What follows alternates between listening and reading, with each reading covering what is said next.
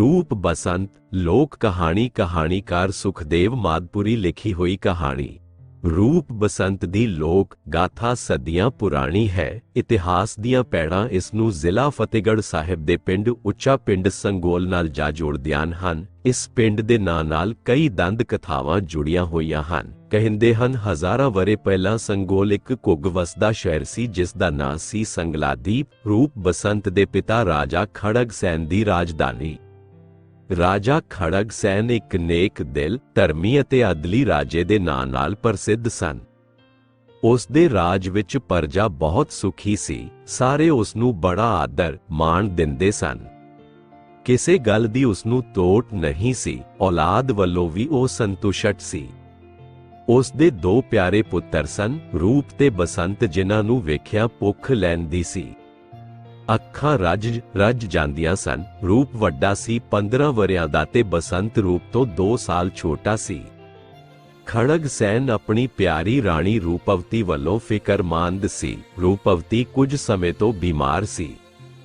ਰਾਜ ਦੇ ਹਕੀਮਾਂ ਨੇ ਉਸ ਦਾ ਬਹੁਤ ਇਲਾਜ ਕੀਤਾ ਪਰ ਉਹ ਅਜਿਹੀ ਮੰਜੇ ਤੇ ਪਈ ਕਿ ਉੱਠ ਨਾ ਸਕੀ ਤੇ ਕੁਝ ਦਿਨ ਪਾ ਕੇ ਰਾਣੀ ਸਵਰਗ ਸਿਧਾਰ ਗਈ। ਰਾਣੀ ਦੀ ਮੌਤ ਕਾਰਨ ਸਾਰੇ ਰਾਜ ਵਿੱਚ ਸੋਗ ਦੀ ਲਹਿਰ ਦੌੜ ਗਈ। ਰੂਪ ਬਸੰਤ ਆਪਣੀ ਮਾਂ ਦੇ ਵਿਯੋਗ ਵਿੱਚ ਬਹੁਤ ਰੁੰਨੇ। ਉਹਨਾਂ ਦਾ ਰੋਣ ਝੱਲਿਆ ਨਹੀਂ ਸੀ ਜਾਂਦਾ। ਖੜਗ ਸੈਨ ਆਪ ਹਾਲੋਂ ਬੇਹਾਲ ਹੋਇਆ ਪਿਆ ਸੀ। ਉਸ ਨੂੰ ਸੁੱਝ ਨਹੀਂ ਸੀ ਰਿਹਾ ਕਿ ਕਿਵੇਂ ਆਪਣੇ ਆਪ ਤੇ ਕਾਬੂ ਪਾਵੇ। ਰਾਜ ਦੇ ਇਲਕਾਰਾਂ ਤੇ ਦਰਬਾਰੀਆਂ ਨੇ ਉਹਨਾਂ ਦੇ ਗਮ ਨੂੰ ਭੁਲਾਉਣ ਲਈ ਸ਼ਾਨ ਦਿਲਬਰੀਆਂ ਦਿੱਤੀਆਂ ਤੇ ਟਾਰਸਾਂ ਬਣਾਈਆਂ। ਸਮਾਂ ਆਪਣੀ ਤੋਰੇ ਤੁਰਦਾ ਰਿਹਾ। ਰੂਪ ਬਸੰਤ ਜਵਾਨੀ ਦੀਆਂ ਬਰੂਹਾਂ ਤੇ ਪੁੱਜ ਚੁੱਕੇ ਸਨ। ਉਹਨਾਂ ਦੇ ਆਪਣੇ ਸ਼ੌਕ ਸਨ। ਰੂਪ ਨੂੰ ਸ਼ਿਕਾਰ ਖੇਡਣ ਦਾ ਸ਼ੌਕ ਸੀ ਤੇ ਬਸੰਤ ਕਬੂਤਰ ਉਡਾਉਣ ਦਾ ਸ਼ੌਕੀਨ ਸੀ। ਅਲੜ ਜਵਾਨੀ ਆਪਣੇ ਸ਼ੌਕਾਂ 'ਚ ਮਸਤ ਸੀ। ਖੜਗ ਸੈਨ ਨੂੰ ਰਾਜ ਦਰਬਾਰ ਦੇ ਕੰਮਾਂ ਕਾਜਾਂ ਤੋਂ ਵਿਹਲ ਨਹੀਂ ਸੀ ਮਿਲਦੀ। ਇਹਨਾਂ ਰੁਝੇਵਿਆਂ ਕਰਕੇ ਰਾਣੀ ਦੇ ਵਿਯੋਗ ਨੂੰ ਉਹ ਭੁੱਲਣ ਲੱਗੇ। ਖੜਗ ਸੈਨ ਨੂੰ ਆਪਣੀ ਰਾਣੀ ਰੂਪਵਤੀ ਨਾਲ ਬਹੁਤ ਮੁਹੱਬਤ ਸੀ। ਉਸ ਦੇ ਵਿਛੋੜੇ ਦਾ ਉਹਦੇ ਮਨ ਅਤੇ ਸਰੀਰ ਤੇ ਬਹੁਤ ਮਾੜਾ ਪ੍ਰਭਾਵ ਪੈ ਰਿਹਾ ਸੀ।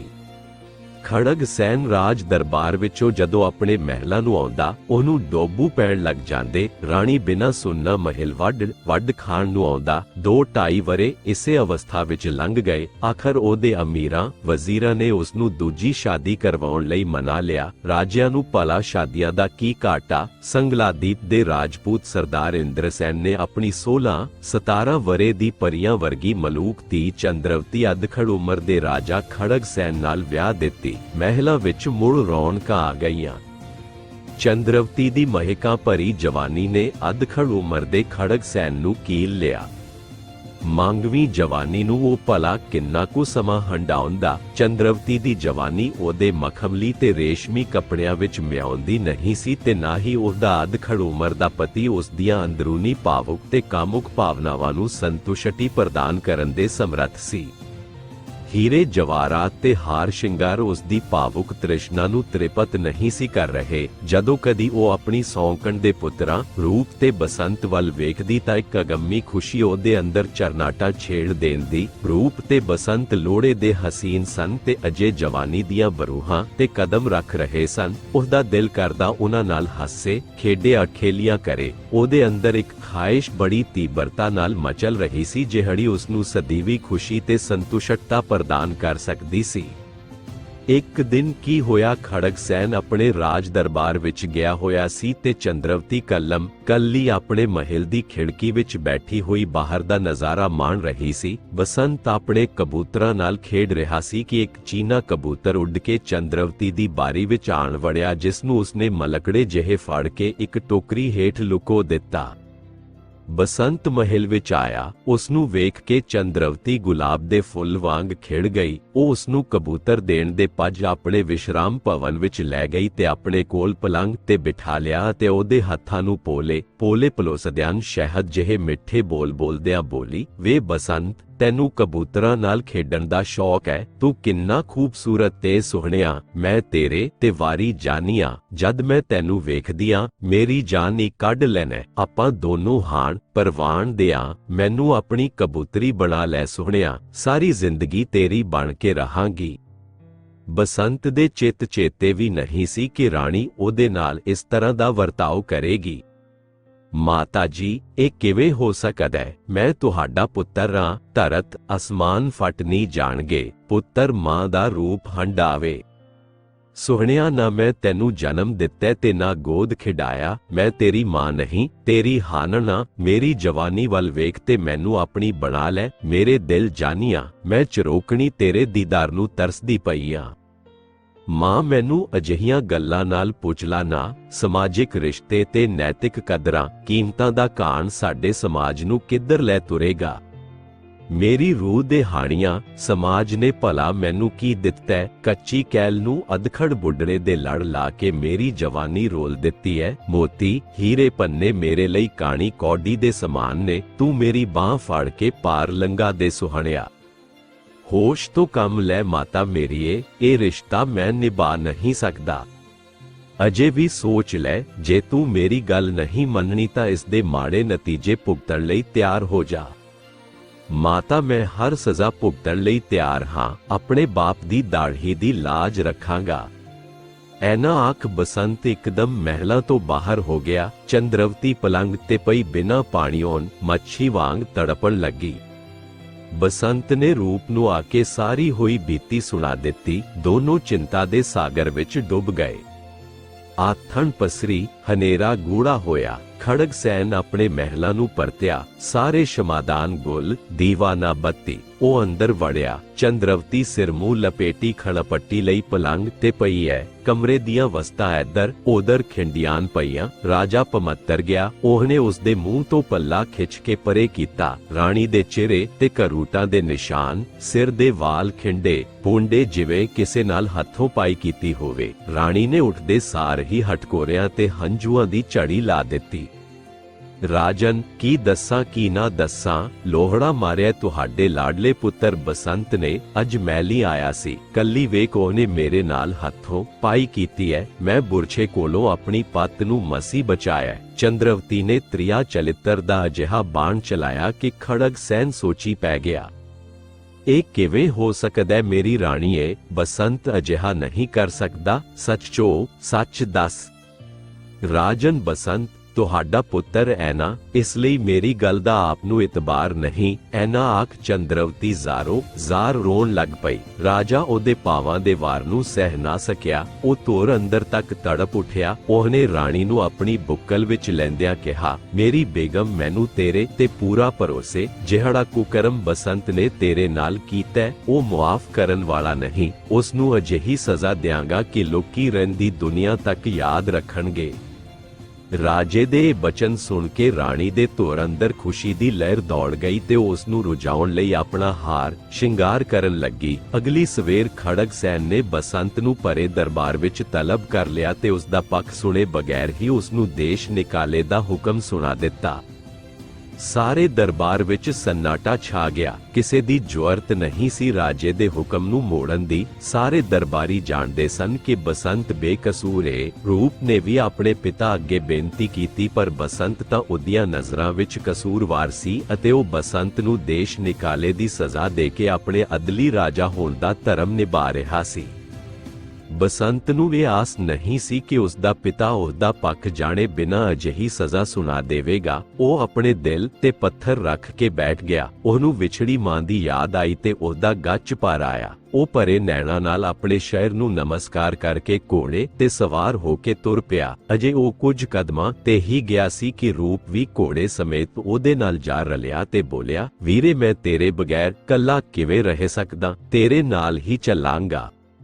ਨਾ ਰੂਪ ਵੀਰੇ, ਤੂੰ ਕਿਉਂ ਕਸ਼ਟ ਝੱਲਣੇ ਨੇ? ਜੋ ਮੇਰੇ ਕਰਮਾਂ 'ਚ ਲਿਖਿਆ ਉਹ ਤਾਂ ਮੈਂ ਭੋਗਣਾ ਹੀ ਹੈ। ਜਾ, ਪਿਛਾਂ ਮੁੜ ਜਾ ਵੀਰੇ। ਰੂਪ ਜ਼ਿੱਦ ਕਰਕੇ ਬਸੰਤ ਦੇ ਨਾਲ ਹੀ ਜੰਗਲ ਬਿਆਬਾਨ ਨੂੰ ਤੁਰ ਪਿਆ।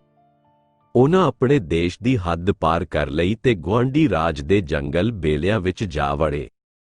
ਜੋ ਕੰਦ ਮੂਲ ਮਿਲਦਾ ਖਾ ਕੇ ਗੁਜ਼ਾਰਾ ਕਰ ਲੈਂਦੇ, ਰਾਤ ਨੂੰ ਕਿਸੇ ਦਰਖਤ ਥੱਲੇ ਟਿਕ ਜਾਂਦੇ। ਜੰਗਲੀ ਜੀਵ ਜੰਤੂਆਂ ਤੋਂ ਬਚਣ ਲਈ ਅੱਧੀ ਰਾਤ ਤੱਕ ਇੱਕ ਜਣਾ ਜਾਗਦਾ ਦੂਜਾ ਸੌਂਦਾ, ਇਸ ਤਰ੍ਹਾਂ ਵਾਰੋ-ਵਾਰੀ ਜਾਗਦੇ ਸੌਂਦੇ 1 ਸਾਲ ਤੋਂ ਵੀ ਵੱਧ ਸਮਾਂ ਉਹ ਇਸੇ ਭਟਕਣਾ ਵਿੱਚ ਭਟਕਦੇ ਰਹੇ। ਉਹਨਾਂ ਕਈ ਨਦੀਆਂ, ਦਰਿਆ, ਘਾਟੀਆਂ ਤੇ ਪਹਾੜ ਪਾਰ ਕੀਤੇ ਅਤੇ ਇੱਕ ਦਿਨ ਕੀ ਪਾਣਾ ਵਾਪਰਿਆ। ਰਾਤ ਸਮੇਂ ਰੂਪ ਸੁੱਤਾ ਪਿਆ ਸੀ ਤੇ ਬਸੰਤ ਜਾਗਦਾ ਸੀ। ਜਦੋਂ ਰੂਪ ਦੀ ਜਾਗ ਖੁੱਲੀ ਤਾਂ ਉਹ ਵੇਖ ਕੇ ਹੈਰਾਨ ਰਹਿ ਗਿਆ ਕਿ ਬਸੰਤ ਤਾਂ ਮਰਿਆ ਪਿਆ। ਉਹਨੇ ਉਹਨੂੰ ਹਿਲਾਇਆ ਵੀ ਪਰ ਬਸੰਤ ਟਸ ਤੋਂ ਮਸ ਨਾ ਹੋਇਆ। ਰੂਪ ਸੋਚੀ ਪੈ ਗਿਆ, ਕਰੇ ਤਾਂ ਕੀ ਕਰੇ, ਜੰਗਲ, ਬਿਆਬਾਨ, ਪਰਾਇਆ ਦੇਸ਼, ਕੋਈ ਮਦਦਗਾਰ ਨਹੀਂ। ਉਹ ਕਫਨ ਦਾ ਪ੍ਰਬੰਧ ਕਰਨ ਲਈ ਬਸੰਤ ਦੀ ਲਾਸ਼ ਨੂੰ ਦਰਖਤ ਥੱਲੇ ਹੀ ਛੱਡ ਕੇ ਨੇੜੇ ਦੇ ਸ਼ਹਿਰ ਨੂੰ ਤੁਰ ਪਿਆ। ਤੁਰਦਿਆਂ ਰੂਪ ਮਿਸਰ ਦੀ ਰਾਜਧਾਨੀ ਪੁੱਜ ਗਿਆ। ਸ਼ਹਿਰ ਦੇ ਆਲੇ ਦੁਆਲੇ ਬਹੁਤ ਵੱਡੀ ਫਸੀਲ ਸੀ ਤੇ ਅੰਦਰ ਜਾਣ ਲਈ ਕੇਵਲ ਇੱਕੋ ਇੱਕ ਦਰਵਾਜ਼ਾ ਸੀ। ਉਹ ਦਰਵਾਜ਼ੇ ਰਾਹੀਂ ਅੰਦਰ ਵੜਨ ਹੀ ਲੱਗਾ ਸੀ ਕਿ ਚੌਕੀਦਾਰ ਨੇ ਉਸ ਨੂੰ ਰੋਕ ਲਿਆ।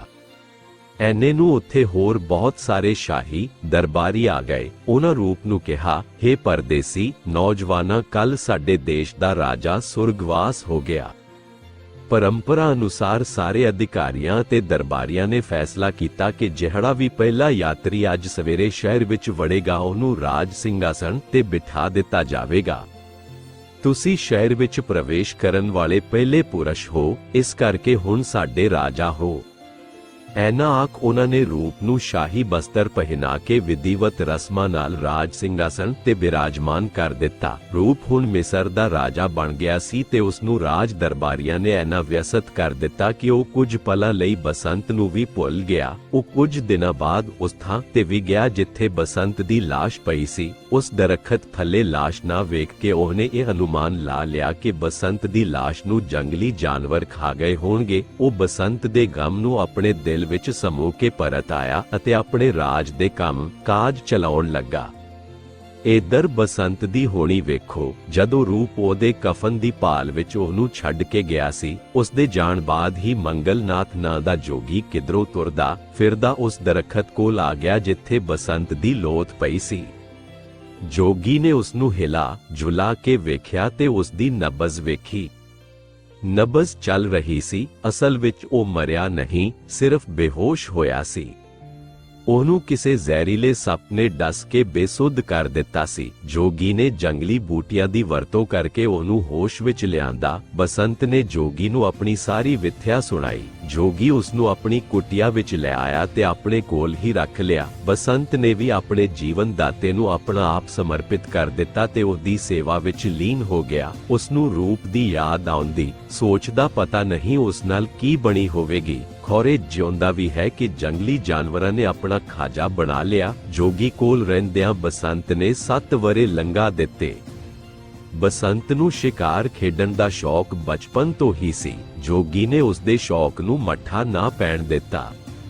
ਇੱਕ ਦਿਨ ਬਸੰਤ ਘੋੜੇ ਤੇ ਸਵਾਰ ਇੱਕ ਸ਼ਿਕਾਰ ਮਗਰ ਲੱਗਿਆ ਬਹੁਤ ਦੂਰ ਨਿਕਲ ਗਿਆ ਤੇ ਅਚਾਨਕ ਆਏ ਹਨੇਰੀ ਝੱਖੜ ਨੇ ਉਸ ਨੂੰ ਰਾਹ ਭੁਲਾ ਦਿੱਤਾ। ਹਨੇਰਾ ਹੋਣ ਕਰਕੇ ਉਹ ਪਿਛਾਂ ਜਾਣ ਜੋਗਾ ਵੀ ਨਹੀਂ ਸੀ। ਉਹਨੂੰ ਦੂਰ ਇੱਕ ਸ਼ਹਿਰ ਨਜ਼ਰ ਆਇਆ। ਉਹ ਸ਼ਹਿਰ ਦੀ ਫਸੀਲ ਦੇ ਮੁੱਖ ਦਰਵਾਜ਼ੇ ਤੇ ਪੁੱਜ ਗਿਆ। ਦਰਵਾਜ਼ਾ ਬੰਦ ਸੀ। ਉਸਨੇ ਦਰਵਾਜ਼ਾ ਖੜਕਾਇਆ। ਅੰਦਰੋਂ ਚੌਕੀਦਾਰ ਨੇ ਦਰਵਾਜ਼ੇ ਦੀ ਮੋਰੀ ਰਾਹੀਂ ਆਖਿਆ, ਰਾਜੇ ਦਾ ਹੁਕਮ ਹੈ, ਇਹ ਦਰਵਾਜ਼ਾ ਰਾਤ ਨੂੰ ਬੰਦ ਹੋ ਕੇ ਦੁਬਾਰਾ ਨਹੀਂ ਖੁੱਲ ਸਕਦਾ ਕਿਉਂਕਿ ਰਾਤ ਸਮੇਂ ਇੱਥੇ ਇੱਕ ਆਦਮਖੋਰ ਸ਼ੇਰ ਆਉਂਦਾ ਹੈ। ਉਹਨੇ ਪਰਜਾ ਦੇ ਬਹੁਤ ਸਾਰੇ ਬੰਦੇ ਮਾਰ ਦਿੱਤੇ ਨੇ। ਚੰਗਾ ਇਹੀ ਹੈ, ਤੂੰ ਕਿਧਰੇ ਹੋਰ ਚਲਿਆ ਜਾ, ਦਰਵਾਜ਼ਾ ਮੈਂ ਨਹੀਂ ਖੋਲਣਾ। ਐਨਾ ਆਖ ਚੌਕੀਦਾਰ ਨੇ ਤਾਕੀ ਵੀ ਬੰਦ ਕਰ ਦਿੱਤੀ। ਬਸੰਤ ਹੁਣ ਕੀ ਕਰਦਾ? ਹਨੇਰਾ ਗੂੜਾ ਹੋ ਰਿਹਾ ਸੀ। ਕਾਲੀ ਬੋਲੀ ਡਰਾਉਣੀ ਰਾਤ। ਬਸੰਤ ਨੇ ਦਰਵਾਜ਼ੇ ਦੇ ਸਾਹਮਣੇ ਹੀ ਰਾਤ ਕੱਟਣ ਦਾ ਮਨ ਬਣਾ ਲਿਆ। ਅੱਧੀ ਰਾਤ ਲੰਘੀ ਸੀ ਕਿ ਖੁਖਾਰ ਸ਼ੇਰ ਨੇ ਆ ਬੁਹਾੜ ਮਾਰੀ। ਬਸੰਤ ਤਾਂ ਅਜੇ ਜਾਗਦਾ ਹੀ ਪਿਆ ਸੀ। ਉਹਨੇ ਆਪਣੇ ਸ਼ਸਤਰ ਸੰਭਾਲੇ ਹੀ ਸਨ ਕਿ ਸ਼ੇਰ ਨੇ ਉਸ ਤੇ ਹਮਲਾ ਕਰ ਦਿੱਤਾ, ਪਰ ਬਸੰਤ ਨੇ ਬੜੀ ਫੁਰਤੀ ਨਾਲ ਸ਼ੇਰ ਤੇ ਅਜਿਹਾ ਤਲਵਾਰ ਦਾ ਵਾਰ ਕੀਤਾ ਕਿ ਉਹ ਚੁਫਾਲ ਧਰਤੀ ਤੇ ਜਾ ਪਿਆ। ਸ਼ੇਰ ਨੂੰ ਮਾਰ ਮੁਕਾਣ ਉਪਰੰਤ ਬਸੰਤ ਥਕੇਵੇਨ ਕਾਰਨ ਦਰਵਾਜ਼ੇ ਦੇ ਸਾਹਮਣੇ ਹੀ ਕੂਕ ਸੌ ਗਿਆ। ਸਵੇਰ ਹੋਈ ਚੌਕੀਦਾਰ ਨੇ ਸ਼ਹਿਰ ਦਾ ਮੁੱਖ ਦੁਆਰ ਖੋਲ੍ਹਿਆ। ਉਹਨੇ ਵੇਖਿਆ ਸ਼ੇਰ ਮਰਿਆ ਪਿਆ ਤੇ ਨਾਲ ਹੀ ਸ਼ੇਰ ਨੂੰ ਮਾਰਨ ਵਾਲਾ ਵੀ ਕੂਕ ਸੁੱਤਾ ਪਿਆ ਹੈ। ਉਹਨੇ ਤੁਰੰਤ ਕੋਤਵਾਲ ਨੂੰ ਬੁਲਾਇਆ। ਕੋਤਵਾਲ ਦੇ ਮਨ ਵਿੱਚ ਅਜਿਹੀ ਖੋਟ ਆਈ ਕਿ ਕਿਉਂ ਨਾ ਉਹ ਸ਼ੇਰ ਨੂੰ ਆਪਣੇ ਵੱਲੋਂ ਮਾਰਿਆ ਦੱਸ ਕੇ ਰਾਜੇ ਪਾਸੋਂ ਇਨਾਮ ਪ੍ਰਾਪਤ ਕਰ ਲਵੇ। ਉਹਨਾਂ ਨੇ ਮਤਾ ਪਕਾ ਕੇ ਸੁੱਤੇ ਪਏ ਬਸੰਤ ਨੂੰ ਵੱਢ ਟੁੱਕ ਕੇ ਬੇਹੋਸ਼ ਕਰ ਦਿੱਤਾ ਤੇ ਉਸ ਨੂੰ ਉੱਥੋਂ ਚੁੱਕ ਕੇ ਖਤਾਨਾਨ ਵਿੱਚ ਸੁੱਟ ਆਏ। ਆਦਮਖੋਰ ਸ਼ੇਰ ਦੇ ਮਾਰੇ ਜਾਣ ਦੀ ਖਬਰ ਸੁਣ ਕੇ ਰਾਜਾ ਰੂਪ ਬਹੁਤ ਖੁਸ਼ ਹੋਇਆ। ਉਹਨੇ ਚੌਕੀਦਾਰ ਅਤੇ ਕੋਤਵਾਲ ਨੂੰ ਉਹਨਾਂ ਦੀ ਬਹਾਦਰੀ ਬਦਲੇ ਢੇਰ ਸਾਰੇ ਇਨਾਮ ਦਿੱਤੇ। ਸਾਰੇ ਸ਼ਹਿਰ ਵਿੱਚ ਕੋਤਵਾਲ ਦੀ ਬਹਾਦਰੀ ਦੇ ਚਰਚੇ ਹੋ ਰਹੇ ਸਨ। ਉਧਰ ਸ਼ੇਰ ਨੂੰ ਮਾਰਨ ਵਾਲਾ ਬਸੰਤ ਖਤਾਨਾਨ ਵਿੱਚ ਪਿਆ ਕਰਾ ਰਿਹਾ ਸੀ। ਕਰਨੀ ਕੁਦਰਤ ਦੀ ਕੋਈ ਤੀਜੇ ਪਹਿਰ ਇਸ ਸ਼ਹਿਰ ਦਾ ਕਾਲੂ ਕੁਮਿਆਰ ਮਿੱਟੀ ਲੈਣ ਲਈ ਖਤਾਨਾਨ ਵੱਲ ਗਿਆ। ਉਹ ਵੇਖ ਕੇ ਹੈਰਾਨ ਰਹਿ ਗਿਆ ਕਿ ਇੱਕ ਨੌਜਵਾਨ ਖਤਾਨਾਨ ਵਿੱਚ ਵੱਢਿਆ ਟੁੱਕਿਆ ਕਰਾ ਰਿਹਾ ਹੈ। ਉਹ ਉਸ ਨੂੰ ਉਸੇ ਵੇਲੇ ਆਪਣੇ ਖੋਤੇ ਤੇ ਲੱਦ ਕੇ ਘਰ ਲੈ ਆਇਆ ਤੇ ਉਹਦੀ ਤੀਮਾਰਦਾਰੀ ਕਰਨ ਲੱਗਾ। ਬਸੰਤ ਕੁਝ ਦਿਨਾਂ ਵਿੱਚ ਹੀ 9 ਹੋ ਗਿਆ। ਕੁਮਾਰ ਤੇ ਕੁਮਾਰੀ ਇਕੱਲੇ ਹੀ ਘਰ 'ਚ ਰਹੇ ਸਨ। ਉਹਨਾਂ ਦੇ ਕੋਈ ਔਲਾਦ ਨਹੀਂ ਸੀ। ਉਹਨਾਂ ਨੇ ਬਸੰਤ ਨੂੰ ਆਪਣਾ ਪੁੱਤਰ ਬਣਾ ਲਿਆ। ਬਸੰਤ ਵੀ ਉਹਨਾਂ ਵੱਲੋਂ ਕੀਤੇ ਉਪਕਾਰ ਨੂੰ ਭੁੱਲਿਆ ਨਹੀਂ ਸੀ। ਉਹ ਵੀ ਸਕੇ ਪੁੱਤਰ ਵਾਂਗ ਉਹਨਾਂ ਦੇ ਕੰਮ ਕਾਜ ਵਿੱਚ ਹੱਥ ਵਟਾਉਣ ਲੱਗਾ। ਕਈ ਮਹੀਨੇ ਗੁਜ਼ਰ ਗਏ। ਇੱਕ ਦਿਨ ਬਸੰਤ ਬਾਜ਼ਾਰ ਵਿੱਚ ਘੁੰਮ ਰਿਹਾ ਸੀ ਕਿ ਅਚਾਨਕ ਉਸ ਉੱਤੇ ਕੋਤਵਾਲ ਦੀ ਨਜ਼ਰ ਜਾ ਪਈ। ਉਹਨੇ ਪਛਾਣ ਲਿਆ ਕਿ ਇਹ ਤਾਂ ਉਹੀ ਨੌਜਵਾਨ ਹੈ ਜਿਸ ਨੇ ਸ਼ੇਰ ਨੂੰ ਮਾਰਿਆ ਸੀ। ਆਪਣੇ ਪਾਜ ਦੇ ਉਧੜਨ ਦੇ ਡਰੋਂ ਉਹਨੇ ਬਸੰਤ ਨੂੰ ਕਿਸੇ ਮਾਮਲੇ ਵਿੱਚ ਉਲਝਾਉਣ ਦਾ ਮਨ ਬਣਾ ਲਿਆ। ਉਹਨੇ ਆਪਣੇ ਸ਼ਹਿਰ ਦੀ ਇੱਕ ਵੇਸਵਾ ਪਾਸੋਂ ਬਸੰਤ ਤੇ ਇਲਜ਼ਾਮ ਲਗਵਾ ਦਿੱਤਾ ਕਿ ਉਹਨੇ ਉਹਦਾ ਹਾਰ ਚੋਰੀ ਕੀਤਾ ਹੈ। ਇਸ ਇਲਜ਼ਾਮ ਵਿੱਚ ਕੋਤਵਾਲ ਨੇ ਬਸੰਤ ਨੂੰ ਜੇਲ੍ਹ ਦੀ ਕੋਠੜੀ ਵਿੱਚ ਬੰਦ ਕਰਵਾ ਦਿੱਤਾ। ਦਿਨ ਬੀਤਦੇ ਗਏ। ਝੂਠੇ ਇਲਜ਼ਾਮ ਵਿੱਚ ਬਸੰਤ ਜੇਲ੍ਹ ਦੀ ਹਵਾ ਖਾ ਰਿਹਾ ਸੀ। ਬਸੰਤ ਦੇ ਧਰਮ ਮਾਤਾ ਪਿਤਾ ਦੀ ਵੀ ਕਿਸੇ ਇੱਕ ਨਾ ਸੁਣੀ। ਇੱਕ ਦਿਨ ਕੀ ਹੋਇਆ, ਰਾਜਾ ਰੂਪ ਦੇ ਦਰਬਾਰ ਵਿੱਚ ਇੱਕ ਸੌਦਾਗਰ ਨੇ ਆਰਜ਼ ਗੁਜ਼ਾਰੀ, ਰਾਜਨ ਮੈਂ ਮਦਦ ਦੀ ਆਸ ਲੈ ਕੇ ਤੁਹਾਡੇ ਪਾਸ ਆਇਆ ਹਾਂ। ਮੇਰਾ ਜਹਾਜ਼ ਸਮੁੰਦਰ ਵਿੱਚ ਫਸਿਆ ਖੜਾ ਹੈ। ਜੋਤਸ਼ੀਆਂ ਕਿਹਾ ਹੈ ਕਿ ਸਮੁੰਦਰ ਮਨੁੱਖ ਦੀ ਬਲੀ ਮੰਗਦਾ ਹੈ। ਬਲੀ ਦੇਣ ਤੇ ਚੱਲੇਗਾ। ਮੇਰੇ ਤੇ ਕਿਰਪਾ ਕਰੋ ਰਾਜਨ। ਰਾਜੇ ਰੂਪ ਨੇ ਕੋਤਵਾਲ ਨੂੰ ਬੁਲਾਇਆ ਤੇ ਕਿਸੇ ਕੈਦੀ ਨੂੰ ਸੌਦਾਗਰ ਦੇ ਹਵਾਲੇ ਕਰਨ ਦਾ ਆਦੇਸ਼ ਦੇ ਦਿੱਤਾ। ਕੋਤਵਾਲ ਲਈ ਇਸ ਤੋਂ ਵਧੀਆ ਮੌਕਾ ਹੋਰ ਕੀ ਮਿਲਣਾ ਸੀ। ਉਹਨੇ ਬਸੰਤ ਨੂੰ ਜੇਲ੍ਹਖਾਨੇ ਵਿੱਚੋਂ ਕੱਢ ਕੇ ਸੌਦਾਗਰ ਦੇ ਨਾਲ ਤੋਰ ਦਿੱਤਾ। ਸੌਦਾਗਰ ਬਸੰਤ ਨੂੰ ਜਹਾਜ਼ ਤੇ ਲੈ ਆਇਆ। ਬਸੰਤ ਨੇ ਜਹਾਜ਼ ਦੇ ਇੰਜਣ ਦੇ ਕਲਪੁਰਜ਼ਿਆਂ ਨੂੰ ਆਪਣੇ ਹੱਥਾਂ ਨਾਲ ਇੱਧਰ-ਉੱਧਰ ਘੁਮਾਇਆ ਤੇ ਜਹਾਜ਼ ਨੇ ਕੁਰਰ ਕਰਨਾ ਸ਼ੁਰੂ ਕਰ ਦਿੱਤਾ ਤੇ ਹੌਲੀ-ਹੌਲੀ ਰਫ਼ਤਾਰ ਫੜ ਲਈ। ਸੌਦਾਗਰ ਬਸੰਤ ਦੀ ਸਿਆਣਪ, ਸੂਝ ਅਤੇ ਸਰੀਰਕ ਦਿੱਖ ਤੋਂ ਇੰਨਾ ਪ੍ਰਭਾਵਿਤ ਹੋ ਗਿਆ ਕਿ ਉਸਨੇ ਉਸ ਨੂੰ ਆਪਣਾ ਧਰਮ ਪੁੱਤਰ ਬਣਾ ਕੇ ਆਪਣੇ ਨਾਲ ਹੀ ਜਹਾਜ਼ ਤੇ ਰੱਖ ਲਿਆ। ਬਸੰਤ ਹੁਣ ਸੌਦਾਗਰ ਪੁੱਤਰ ਵਜੋਂ ਜਹਾਜ਼ ਤੇ ਵਿਚਰ ਰਿਹਾ ਸੀ ਤੇ ਉਹਦੇ ਲਈ ਸਮੁੰਦਰੀ ਸਫ਼ਰ ਦਾ ਆਪਣਾ ਸਵਾਦ ਸੀ। ਜਹਾਜ਼ ਕਈ ਮਹੀਨੇ ਸਮੁੰਦਰ ਦੇ ਪਾਣੀਆਂ ਤੇ ਤੈਰਨ ਮਗਰੋਂ ਕਾਮਰੂਪ ਦੇ ਰਾਜ ਵਿੱਚ ਪੁੱਜ ਗਿਆ। ਬੰਦਰਗਾਹ ਤੇ ਲੰਗਰ ਸੁੱਟ ਕੇ ਸੌਦਾਗਰ ਨੇ ਸ਼ਹਿਰ ਦੇ ਇੱਕ ਬਾਗ ਵਿੱਚ ਜਾ ਡੇਰੇ ਲਾਏ। ਬਸੰਤ ਬਹੁਤ ਹੀ ਖੂਬਸੂਰਤ ਤੇ ਛੈਲ ਛਬੀਲਾ ਗੱਭਰੂ ਸੀ। ਕਾਮਰੂਪ ਦੀਆਂ ਕਈ ਖੂਬਸੂਰਤ ਮੁਟਿਆਰਾਂ ਨੇ ਉਹਨੂੰ ਮੋਹ ਪਿੰਨੀਆਂ ਨਿਗਾਹਾਂ ਨਾਲ ਵੇਖਿਆ ਤੇ ਠੰਡੇ ਹੌਕੇ ਭਰੇ। ਇੱਕ ਦਿਨ ਸੈਰ ਕਰਦੀ ਕਾਮਰੂਪ ਦੀ ਸ਼ਹਿਜ਼ਾਦੀ ਚੰਦਰ ਬਦਨ ਆਪਣੀਆਂ ਸਹੇਲੀਆਂ ਨਾਲ ਬਾਗ ਵਿੱਚ ਪੁੱਜ ਗਈ। ਉਹਨੇ ਬਾਂਕੇ ਬਸੰਤ ਵੱਲ ਵੇਖਿਆ ਤੇ ਵੇਖਦਿਆਂ ਸਾਰ ਹੀ ਆਪਣਾ ਦਿਲ ਉਹਨੂੰ ਦੇ ਬੈਠੀ ਤੇ ਘਰ ਆ ਕੇ ਆਪਣੇ ਮਾਂ-ਬਾਪ ਨੂੰ ਆਖਿਆ, ਮੈਂ ਤਾਂ ਵਿਆਹ ਹੀ ਸੌਦਾਗਰ ਦੇ ਮੁੰਡੇ ਨਾਲ ਕਰਵਾਉਣਾ, ਨਹੀਂ ਤਾਂ ਸਾਰੀ ਉਮਰ ਕੁਆਰੀ ਰਹਾਂਗੀ। ਉਹਦੇ ਮਾਂ-ਬਾਪ ਆਪਣੀ ਧੀ ਦੀ ਜ਼ਿੱਦ ਅੱਗੇ ਠਹਿਰ ਨਾ ਸਕੇ ਤੇ ਉਹਨਾਂ ਨੇ ਸੌਦਾਗਰ ਨੂੰ ਬੁਲਾ ਕੇ ਚੰਦਰ ਬਦਨ ਦੀ ਸ਼ਾਦੀ ਬਸੰਤ ਨਾਲ ਕਰ ਦਿੱਤੀ। ਐਨੀ ਖੂਬਸੂਰਤ ਮੁਟਿਆਰ ਬਸੰਤ ਨੇ ਪਹਿਲਾਂ ਕਦੀ ਨਹੀਂ ਸੀ ਤੱਕੀ। ਉਹਦੇ ਮਿਰਗਾਂ ਵਰਗੇ ਨੈਣਾ ਤੇ ਬਸੰਤ ਫਿਦਾ ਹੋ ਗਿਆ ਤੇ ਉਸਨੇ ਮਿਰਗ ਨੈਣੀ ਚੰਦਰ ਬਦਨ ਨੂੰ ਤਨੋ ਮਨੋ ਆਪਣਾ ਬਣਾ ਲਿਆ। ਕੁਝ ਦਿਨ ਦੋਨੋਂ ਕਾਮਰੂਪ ਦੇ ਮਹਿਲਾਂ ਦਾ ਆਨੰਦ ਮਾਣ ਕੇ ਜਹਾਜ਼ ਤੇ ਆ ਗਏ ਤੇ ਚੰਦਰ ਬਦਨ ਆਪਣੇ ਮਾਂ-ਬਾਪ ਤੋਂ ਵਿਦਾਈ ਲੈ ਕੇ ਸਮੁੰਦਰੀ ਸਫ਼ਰ ਤੇ ਰਵਾਨਾ ਹੋ ਗਈ। ਜਹਾਜ਼ ਹੁਣ ਵਾਪਸ ਮਿਸਰ ਵੱਲ ਨੂੰ ਪਰਤ ਰਿਹਾ ਸੀ। ਚੰਦਰ ਬਦਨ ਤੇ ਬਸੰਤ ਅਖੇਲੀਆਂ ਕਰਦੇ ਪਾਣੀ ਤੇ ਮੌਜ ਮਸਤੀ ਮਾਣਦੇ ਰਹੇ। ਇੱਕ ਦਿਨ ਸੌਦਾਗਰ ਨੇ ਵੇਖਿਆ ਚੰਦਰ ਬਦਨ ਕਲਮ ਕੱਲੀ ਮਸਤੂਲ ਕੋਲ ਖੜੋਤੀ ਹੋਈ ਚੜ੍ਹਦੇ ਸੂਰਜ ਨੂੰ ਨਿਹਾਰ ਰਹੀ ਸੀ। ਚੜ੍ਹਦੇ ਸੂਰਜ ਦੀ ਲਾਲੀ 'ਚ ਭਿੱਜੀ ਚੰਦਰ ਬਦਨ ਉਹਨੂੰ ਕਾਇਲ ਕਰ ਗਈ। ਉਹ ਸੋਚਣ ਲੱਗਿਆ, ਜੇ ਚੰਦਰ ਮੇਰੀ ਬਣ ਜਾਵੇ ਤਾਂ ਸਾਰੀ ਦੁਨੀਆ ਦੀ ਦੌਲਤ ਇਹਦੇ ਤੇ ਨਿਛਾਵਰ ਕਰ ਦਿਆਂ। ਸੌਦਾਗਰ ਨੇ ਹਰ ਹੀਲੇ ਚੰਦਰ ਬਦਨ ਨੂੰ ਆਪਣੀ ਬਣਾਉਣ ਦਾ ਮਨੀ ਫੈਸਲਾ ਕਰ ਲਿਆ। ਚੰਦਰ ਬਦਨ ਤਾਂ ਸੌਦਾਗਰ ਨੂੰ ਆਪਣੇ ਸਹੁਰੇ ਦੇ ਰੂਪ ਵਿੱਚ ਚਿਤਵ ਰਹੀ ਸੀ ਤੇ ਬਸੰਤ ਆਪਣੇ ਧਰਮ ਪਿਤਾ ਦੇ ਸਮਾਨ ਉਸ ਦਾ ਆਦਰ ਮਾਣ ਕਰਦਾ ਸੀ। ਜਦੋਂ ਮਨੁੱਖ ਦੇ ਅੰਦਰ ਬਦੀ ਉੱਠਦੀ ਹੈ ਤਾਂ ਉਹ ਚੰਗੇ ਮਾੜੇ ਦੀ ਪਹਿਚਾਣ ਭੁੱਲ ਜਾਂਦਾ ਹੈ। ਇੱਕ ਦਿਨ ਕੀ ਹੋਇਆ, ਸੌਦਾਗਰ ਤੇ ਬਸੰਤ ਜਹਾਜ਼ ਦੇ ਤਖਤੇ ਤੇ ਖੜੋਤੇ ਹੋਏ ਸਨ ਕਿ ਸਮੁੰਦਰ ਵਿੱਚੋਂ ਪਾਣੀ ਦੀ ਛੱਲ ਆਈ ਤੇ ਸੌਦਾਗਰ ਨੇ ਇੱਕਦਮ ਬਸੰਤ ਨੂੰ ਲਕੋਨ ਚੁੱਕ ਕੇ ਫੁਰਤੀ ਨਾਲ ਸਮੁੰਦਰ ਵਿੱਚ ਵਗਾਹ ਮਾਰਿਆ ਤੇ ਰੌਲਾ ਪਾ ਦਿੱਤਾ ਕਿ ਬਸੰਤ ਸਮੁੰਦਰ ਵਿੱਚ ਡਿੱਗ ਕੇ ਡੁੱਬ ਗਿਆ ਹੈ ਤੇ ਨਾਲ ਹੀ ਵਿਰਲਾਪ ਕਰਨ ਲੱਗਿਆ। ਚੰਦਰ ਬਦਨ ਦਾ ਰੋ ਕੇ ਬੁਰਾ ਹਾਲ ਹੋ ਰਿਹਾ ਸੀ। ਉਹ ਬਸੰਤ ਦਾ ਨਾਂ ਲੈ ਲੈ ਕੇ ਬਹੁੜਿਆਨ ਪਾ ਰਹੀ ਸੀ। ਸੌਦਾਗਰ ਵੀ ਉਸ ਨੂੰ ਤਰਵਾਸਾ ਦੇਣ ਵਿੱਚ ਕੋਈ ਕਸਰ ਨਹੀਂ ਸੀ ਛੱਡ ਰਿਹਾ। ਏਧਰ ਬਸੰਤ ਸਮੁੰਦਰ ਦੇ ਡੂੰਘੇ ਪਾਣੀਆਂ ਵਿੱਚ ਜੀਵਨ ਮੌਤ ਦੀ ਲੜਾਈ ਲੜ ਰਿਹਾ ਸੀ ਤੇ ਸਮੁੰਦਰ ਦੀਆਂ ਕਹਿਰ ਭਰੀਆਂ ਲਹਿਰਾਂ ਉਸ ਨੂੰ ਆਪਣੇ ਵਹਿਣ ਵਿੱਚ ਵਹਾਈ ਜਾ ਰਹੀਆਂ ਸਨ ਕਿ ਅਚਾਨਕ ਇੱਕ ਅਜਿਹੀ ਸੁਨਾਮੀ ਵਰਗੀ ਲਹਿਰ ਆਈ ਜਿਸ ਵਿੱਚ ਇੱਕ ਬੌਂਦਲਿਆ ਹੋਇਆ ਮਗਰਮੱਛ ਰੁੜਿਆ ਜਾ ਰਿਹਾ ਸੀ। ਬਸੰਤ ਨੇ ਹਿੰਮਤ ਕਰਕੇ ਉਸ ਬੌਂਦਲੇ ਹੋਏ ਮਗਰਮੱਛ ਨੂੰ ਜੱਫੀ ਪਾਈ ਤੇ ਮਜ਼ਬੂਤੀ ਨਾਲ ਫੜ ਲਿਆ ਤੇ ਲਹਿਰਾਂ 'ਚ ਵਹਿੰਦਾ ਹੋਇਆ ਮਗਰਮੱਛ ਉਸ ਨੂੰ ਸਮੁੰਦਰ ਦੇ ਕੰਢੇ ਤੇ ਲੈ ਆਇਆ ਜਿੱਥੇ ਮਾਹੀਗੀਰ ਮੱਛੀਆਂ ਪਕੜ ਰਹੇ ਸਨ। ਉਹਨਾਂ ਨੇ ਬਸੰਤ ਨੂੰ ਸਮੁੰਦਰ 'ਚੋਂ ਬਾਹਰ ਕੱਢ ਲਿਆ ਤੇ ਤੁਰੰਤ ਹੀ ਕਈ ਉਹੜ-ਪੋਹੜ ਕਰਕੇ ਉਹਦੀ ਜਾਨ ਬਚਾ ਲਈ ਅਤੇ ਆਪਣੇ ਘਰ ਲੈ ਆਏ। ਮਿਸਰ ਦਾ ਇੱਕ ਮਾਲੀ ਜੋ ਮਾਹੀਗੀਰਾਂ ਦਾ ਜਾਣੂ ਸੀ, ਅੱਗੋਂ ਉਸ ਨੂੰ ਆਪਣੇ ਘਰ ਲੈ ਆਇਆ। ਮਾਲੀ ਮਾਲਣ ਦੇ ਘਰ ਕੋਈ ਔਲਾਦ ਨਹੀਂ ਸੀ। ਉਹ ਉਸ ਨੂੰ ਪੁੱਤਰ ਵਾਂਗ ਸਮਝਦੇ ਹੋਏ ਉਸ ਨੂੰ ਹਰ ਪੱਖੋਂ ਖੁਸ਼ੀ ਪ੍ਰਦਾਨ ਕਰਨ ਦਾ ਯਤਨ ਕਰ ਰਹੇ ਸਨ। ਉਹ ਹੁਣ ਉਹਨਾਂ ਦੇ ਘਰ ਖੁਸ਼ੀਆਂ ਭਰੀ ਜ਼ਿੰਦਗੀ ਬਤੀਤ ਕਰ ਰਿਹਾ ਸੀ। ਮਾਲਣ ਨੂੰ ਉਸਨੇ ਸਾਰੀ ਹੋਈ ਬੀਤੀ ਸੁਣਾਈ। ਉਸਨੇ ਆਖਿਆ, ਪਰਮਾਤਮਾ ਉਸ ਦੀ ਸਾਰ ਲਵੇਗਾ ਤੇ ਚੰਦਰ ਬਦਨ ਉਸ ਨੂੰ ਜ਼ਰੂਰ ਮਿਲੇਗੀ। ਸੌਦਾਗਰ ਨੇ ਚੰਦਰ ਬਦਨ ਨੂੰ ਆਪਣੇ ਵਸ ਵਿੱਚ ਕਰਨ ਲਈ ਕਈ ਹੀਲੇ ਵਰਤੇ, ਡਰਾਇਆ, ਧਮਕਾਇਆ ਵੀ। ਆਖਰ ਸੌਦਾਗਰ ਤੋਂ ਖਹਿੜਾ ਛੁਡਾਉਣ ਲਈ ਇੱਕ ਦਿਨ ਚੰਦਰ ਬਦਨ ਨੇ ਚਾਲ ਚੱਲੀ, ਤੁਸੀਂ ਮੈਨੂੰ 1 ਸਾਲ ਦਾ ਸਮਾਂ ਦੇਵੋ। ਇਸ ਸਮੇਂ ਦੌਰਾਨ ਜੇ ਬਸੰਤ ਜਿਉਂਦਾ ਮਿਲ ਗਿਆ ਤਾਂ ਵਾਹ ਭਲੀ, ਨਹੀਂ ਤੁਹਾਡੇ ਨਾਲ ਰੀਤੀ ਅਨੁਸਾਰ ਸ਼ਾਦੀ ਕਰਵਾ ਲਵਾਂਗੀ। ਸੌਦਾਗਰ ਤਾਂ ਉਹਨੂੰ ਪ੍ਰਾਪਤ ਕਰਨ ਲਈ 1 ਸਾਲ ਤੱਕ ਹੀ ਕਈ ਸਾਲ ਉਡੀਕਣ ਲਈ ਤਿਆਰ ਸੀ।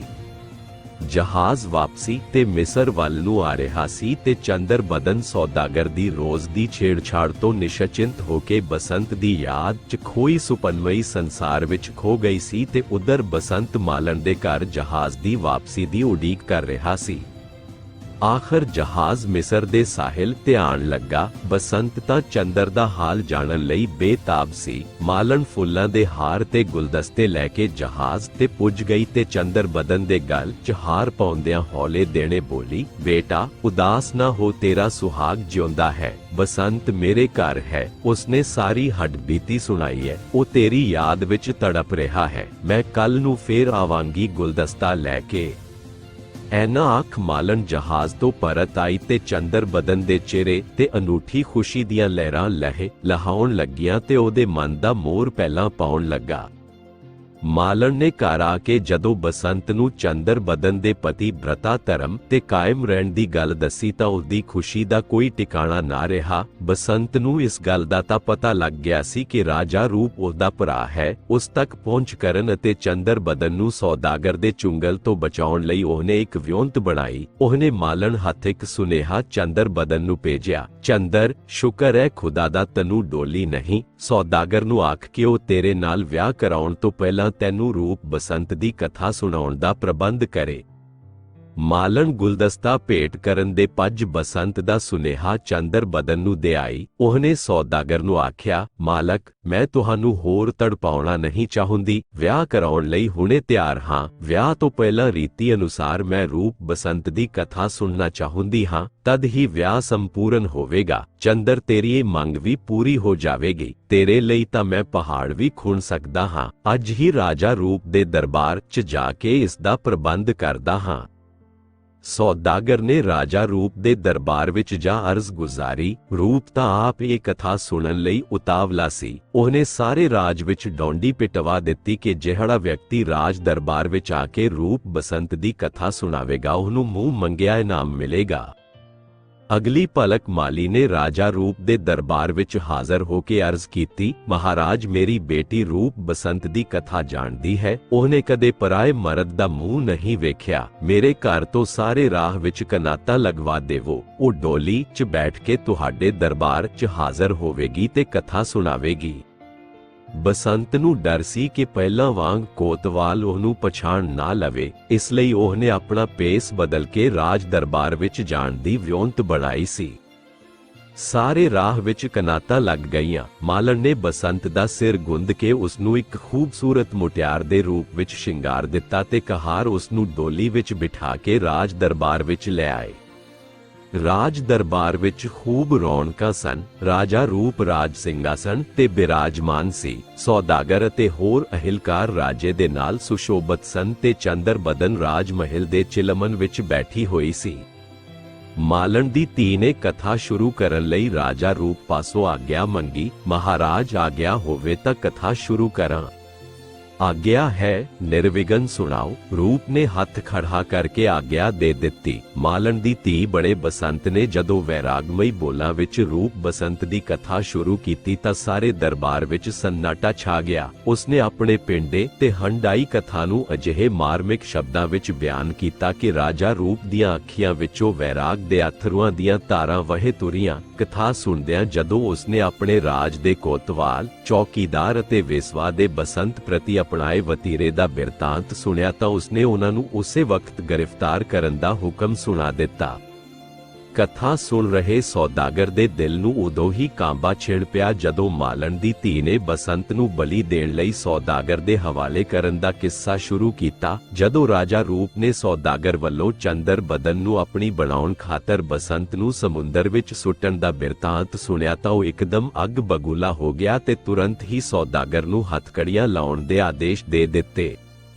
ਰੂਪ ਦੀ ਹਾਲਤ ਹੁਣ ਵੇਖੀ ਨਹੀਂ ਸੀ ਜਾਂਦੀ ਤੇ ਭੁੱਬਾਂ ਮਾਰ ਰੋ ਰਿਹਾ ਸੀ। ਦਿਲ ਥੋੜਾ ਨਾ ਕਰ ਰਾਜਨ, ਬਸੰਤ ਡੁੱਬਿਆ ਨਹੀਂ, ਜਿਉਂਦਾ ਹੈ। ਮਾਲਣ ਦੀ ਧੀ ਨੇ ਕਥਾ ਅਗਾਂਹ ਤੋਰੀ। ਰਾਜਨ, ਕੁਦਰਤ ਦੇ ਰੰਗ ਨਿਆਰੇ ਨੇ। ਬਸੰਤ ਨੇ ਹਿੰਮਤ ਨਾ ਹਾਰੀ। ਉਹ ਸਮੁੰਦਰ ਦੀਆਂ ਖੂਨੀ ਛੱਲਾਂ ਨਾਲ ਘੋਲ ਕਰਦਾ ਹੋਇਆ ਸਾਗਰ ਦੇ ਕੰਢੇ ਆਣ ਲੱਗਾ ਜਿੱਥੇ ਮਾਹੀਗੀਰ ਮੱਛੀਆਂ ਫੜ ਰਹੇ ਸਨ। ਉਹਨਾਂ ਨੇ ਬੇਸੁੱਧ ਬਸੰਤ ਨੂੰ ਹੋਸ਼ ਵਿੱਚ ਲਿਆਂਦਾ ਤੇ ਉਹ ਹੁਣ ਮਾਲਣ ਦੀ ਧੀ ਦੇ ਭੇਸ ਵਿੱਚ ਤੁਹਾਨੂੰ ਕਥਾ ਸੁਣਾ ਰਿਹਾ ਹੈ। ਕਥਾ ਦਾ ਆਖਰੀ ਵਾਕ ਸੁਣਦੇ ਸਾਰ ਹੀ ਰਾਜਾ ਰੂਪ ਆਪਣੇ ਸਿੰਘਾਸਣ ਤੋਂ ਇੱਕਦਮ ਉੱਠ ਖੜਾ ਹੋਇਆ ਤੇ ਦੌੜ ਕੇ ਬਸੰਤ ਨੂੰ ਆ ਗਲਵੱਕੜੀ ਪਾਈ। ਦੋਨੋਂ ਕਾਫੀ ਸਮਾਂ ਹਉਕੇ ਤੇ ਸਿਸਕੀਆਂ ਭਰਦੇ ਰਹੇ। ਸਾਰੇ ਰਾਜ ਦਰਬਾਰੀਆਂ ਦੀਆਂ ਅੱਖੀਆਂ ਨਮ ਸਨ। ਚੰਦਰ ਬਦਨ ਨੂੰ ਵੀ ਹਰਮ ਵਿੱਚੋਂ ਬੁਲਾ ਲਿਆ ਗਿਆ। ਬਸੰਤ ਤੇ ਚੰਦਰ ਬਦਨ ਆਪੋ ਵਿੱਚ ਮਿਲ ਕੇ ਸਰਸ਼ਾਰ ਹੋ ਗਏ। ਖੁਸ਼ੀਆਂ ਦਾ ਕੋਈ ਪਾਰਾ ਵਾਰ ਨਹੀਂ ਸੀ। ਰਾਜਧਾਨੀ ਵਿੱਚ ਦੀਪਮਾਲਾ ਕੀਤੀ ਗਈ ਤੇ ਖੈਰਾਤਾਂ ਵੰਡੀਆਂ ਗਈਆਂ।